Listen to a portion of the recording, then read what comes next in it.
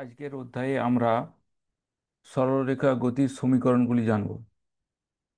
এই সমীকরণগুলির সাহায্যে আমরা সরলরেখার গতির যে বিভিন্ন রকম প্যারামিটারগুলো আছে, যেমন গতিবেগ, সরণ এবং ত্বরণ, এগুলি এই সমীকরণগুলির সাহায্যে আমরা সহজে নির্ণয় করতে পারব। তো সেই সমীকরণগুলি আমরা একে একে জানব।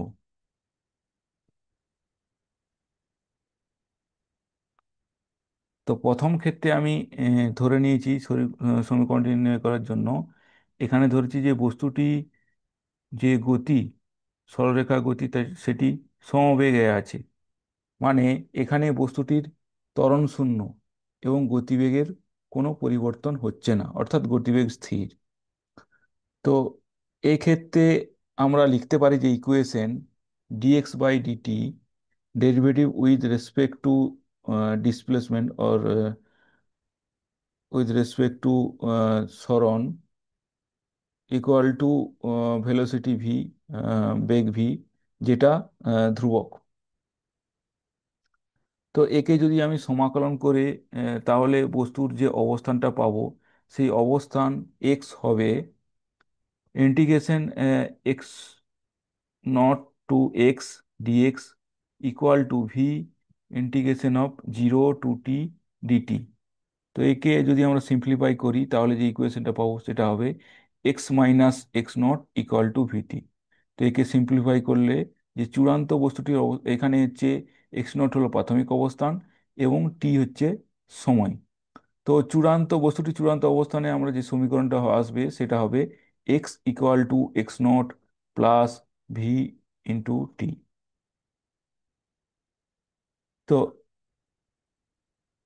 কোনো বস্তু যদি সমবেগে চলে, সরলরেখা বরাবর চলে, তো সেক্ষেত্রে বস্তুর চূড়ান্ত অবস্থান নির্ণয় করতে আমরা এই ইকুয়েশনের সাহায্যে গণনা করতে পারবো। তো এখানে আমরা সমীকরণটি সমাকলনের সাহায্যে করলাম। তো এখানে আমরা কলনবিদ্যা ছাড়া কিভাবে এই সমীকরণটা ব্যবহার করে সেটা আমরা দেখব। তো কলনবিদ্যা ছাড়া কিভাবে করে, আমরা জানি যে বেগ সমান হচ্ছে চূড়ান্ত অবস্থান মাইনাস প্রাথমিক অবস্থান ডিভাইড বাই সময়।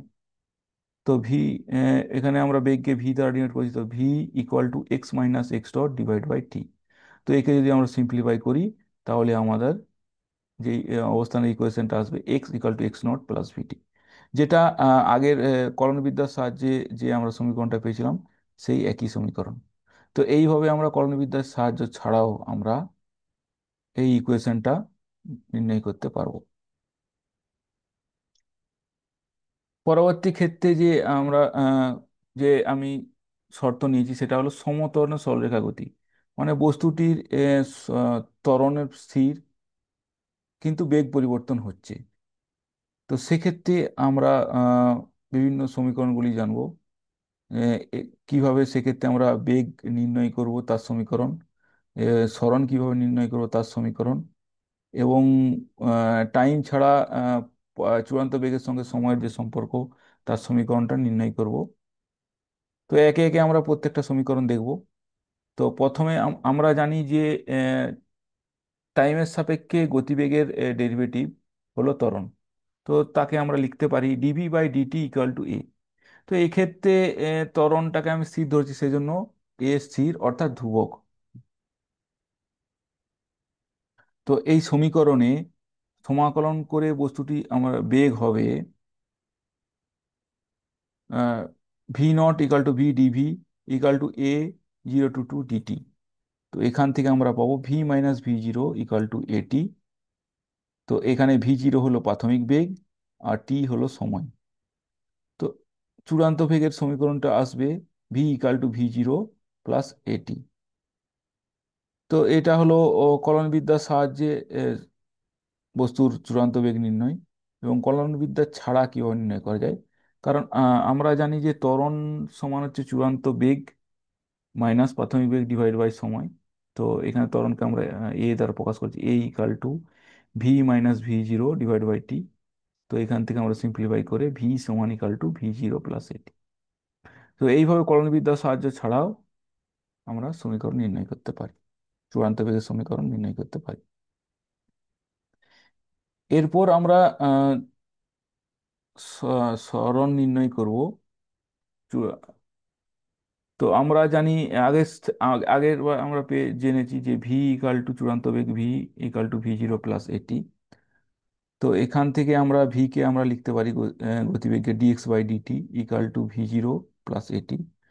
তো একে যদি আমরা সমাকলন করি তাহলে আমরা পাবো x 0 x dx equal to 0 to t v zero plus at dt. তো এখানে এক্স সমাকলন সিম্পলিফাই করে পাই x - x0 equal to v t plus half এটি স্কোয়ার। এখানে x0 হলো প্রাথমিক অবস্থান এবং টি হলো সময়, আর ভি0 হলো প্রাথমিক বেগ। তো এটা আমরা দেখলাম যে সমাকলনের সাহায্যে, অবকলন বিদ্যার সাহায্যে বস্তুর সরণের সঙ্গে ত্বরণের সম্পর্ক এবং সময়। কলনবিদ্যা ছাড়া কেউ নির্ণয় করে, কলনবিদ্যা ছাড়া সাহায্যে তো প্রথমে আমাদের গড় বেগ নির্ণয় করতে হতো। তো গড় বেগ সমান আমরা জানি চূড়ান্ত বেগ প্লাস প্রাথমিক বেগ ডিভাইড বাই টু। তো চূড়ান্ত বেগ ভি, প্রাথমিক বেগ ভি0, তো v plus ভি0 divide by two. তো একে আমরা সিম্পলিফাই করে আমরা পাচ্ছি ভি0 প্লাস হাফ এটি। এবার আমরা জানি সরণ সমান হচ্ছে গড় বেগ ইন্টু সময়। তো সরণ equal two x - x dot. তো গড় বেগ আমরা এখান থেকে পেয়েছি। তো এটা আমরা এখানে এই সমীকরণ বসিয়ে পাই এবং সিম্পলাই করে আমরা ফাইনাল ইকুয়েশনটা পাবো x - x0 equal to v t plus half এটি স্কোয়ার। তো এটা হলো সরণ, প্রাথমিক বেগ, ত্বরণ এবং সময়ের মধ্যে সম্পর্ক। এরপর যে আমরা সমীকরণটি নির্ণয় করব, সেক্ষেত্রে আমরা চূড়ান্ত বেগের সঙ্গে ত্বরণ এবং সরণের কি সম্পর্ক, এক্ষেত্রে সময়কে সময়কে বাদ দিয়ে সমীকরণটি নির্ণয় করব। তো আমরা জানি ত্বরণ equal to d v by d t. তো এক্ষেত্রে আবার velocity equal to d x by d t. তো এখান থেকে সিম্পলিফাই করে আমরা লিখতে পারি d t equal to d x by v. তো এটা আমরা এই সমীকরণে বসিয়ে পাই v d v by d x a. এরপর যদি আমরা একে সিম্পলিফাই করি v d v equal to a d x. তো এর যদি আমরা সমাকলন করি, তো সমাকলন করি এখানে হচ্ছে ভি0, ভেলোসিটি হচ্ছে ভি0 টু ভি। ভি0 হলো প্রাথমিক বেগ আর ভি হলো চূড়ান্ত বেগ। আর x0 টু এক্স, এখানে এক্স হলো প্রাথমিক সরণ, এই প্রাথমিক অবস্থান। আর এক্স এক্স x0 হলো প্রাথমিক অবস্থান, এর এক্স হলো চূড়ান্ত অবস্থান। তো একে সমাকলন করলে আমরা পাবো half into v square minus ভি0 square equal to a into x - x0। তো এখান থেকে আমরা পাচ্ছি ভি স্কোয়ার ইকাল টু ভি0 square plus 2a x - x0। তো কলনবিদ্যা ছাড়া আমরা প্রমাণ করতে পারি যে গড় বেগ ইকাল টু চূড়ান্ত বেগ প্লাস প্রাথমিক বেগ। তো এখান থেকে লিখছি আমরা v plus ভি0 divide by two. তো এখান থেকে আমরা পাচ্ছি ভি ইকাল টু ভি0 প্লাস, আবার ভি আমরা জানি যে ভি ইকাল টু ভি0 প্লাস এটি। তো এইখান থেকে সিম্পলিফাই করে আমরা টাইম টি মানে সময় টি ইকাল লিখতে পারি ভি - ভি0 এ। তো আমরা জানি সরণ ইকাল টু গড়বেগ ইন্টু সময়। তো সরণ equal to x - x0 equal to v plus ভি0 বাই টু ইন্টু ভি - ভি0 ডিভাইড বাই এ। তো একে আমরা সিম্পলিফাই করলে আমাদের এই ফাইনাল ইকুয়েশন আসবে ভি স্কোয়ার ইকাল টু ভি0 square plus 2a into x - x0।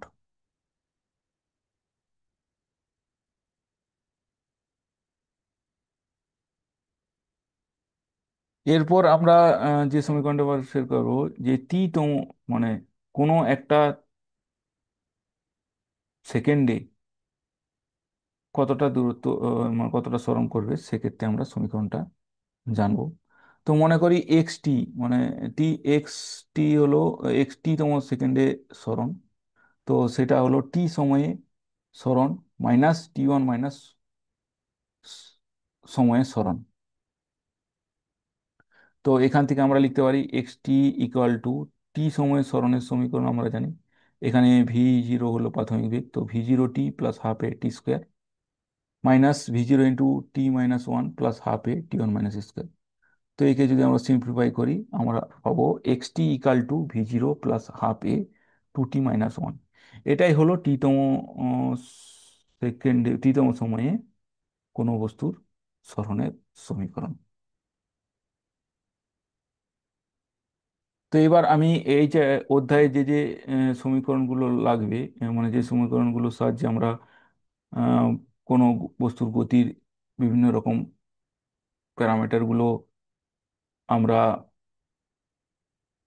গণনা করতে পারি, সেই সমীকরণগুলো আমি এখানে পরপর বললাম। তো প্রথম যে ইকুয়েশন সেটা হলো S equal to x minus x not. এখানে এস হলো সরণ, আর এক্স হলো চূড়ান্ত অবস্থান, আর এক্স নট হলো প্রাথমিক অবস্থান। দ্বিতীয় নম্বর ইকুয়েশনটা হলো x equal to x zero plus v t. তো এক্ষেত্রে বস্তুটা সমবেগে চলবে, এবং বস্তুটার যে চূড়ান্ত অবস্থান হবে সেটা হবে x equal to x not plus v t. তো এখানে ভি হলো বস্তুটার গতিবেগ।